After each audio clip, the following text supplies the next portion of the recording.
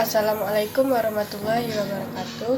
Nama saya Zahra Tunisa, saya dari Prodi Pendidikan Ekonomi kelas 1A semester 1. Baiklah, di sini saya akan menjelaskan tentang siklus akuntansi tahap pencatatan. Siklus akuntansi tahap pencatatan terdiri dari 3 tahap. Yang pertama, identifikasi bukti transaksi, yang kedua pencatatan dalam jurnal, dan yang ketiga ada posting ke buku besar. Yang pertama, identifikasi bukti transaksi. Dalam tahap pencatatan dimulai dengan adanya bukti transaksi. Bukti transaksi dibuat berdasarkan transaksi-transaksi atau kejadian yang terjadi dalam sebuah perusahaan dagang. Bukti transaksi juga merupakan tentang kejadian transaksi keuangan yang digunakan sebagai data awal atau sumber pencatatan dalam akuntansi. Bukti transaksi juga memiliki contoh seperti cek, faktur, nota debit, nota kontan, dan lain-lain. Yang kedua, pencatatan dalam jurnal. Jurnal adalah formulir khusus yang dipakai untuk mencatat setiap bukti pencatatan secara kronologis menurut nama akun dan jumlah yang akan didebitkan dan dikreditkan. Jurnal juga terbagi menjadi 2, jurnal umum dan jurnal khusus. Jurnal umum digunakan untuk segala jenis macam transaksi pada periode tertentu, sedangkan jurnal khusus yaitu jurnal yang mengelompokkan secara khusus semua jenis-jenis transaksi.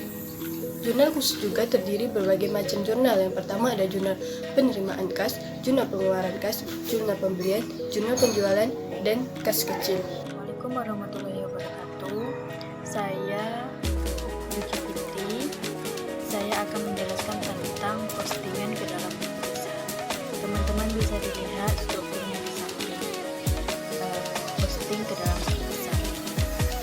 Setelah semua transaksi dicatat ke dalam jurnal, kemudian dibuat rekapitulasi adalah penjumlahan secara keseluruhan angka-angka yang ada pada setiap kolom jurnal dan menetapkan perkiraan yang harus dicatat.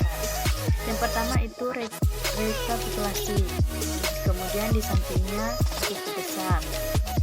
Buku besar adalah kumpulan rekening yang terinformasi mengenai saldo pada periode akuntansi tertentu. Di bawahnya ada namanya buku besar pembantu. Buku besar pembantu digunakan untuk merinci semua transaksi yang berpengaruh terhadap perkiraan yang terjadi secara rutin. Terus di bawahnya ada yang namanya buku utang dagang. Buku utang dagang ini berfungsi untuk membantu rincian utang dagang suatu perusahaan kepada masing-masing kredit. Kemudian di sampingnya ada namanya buku piutang dagang.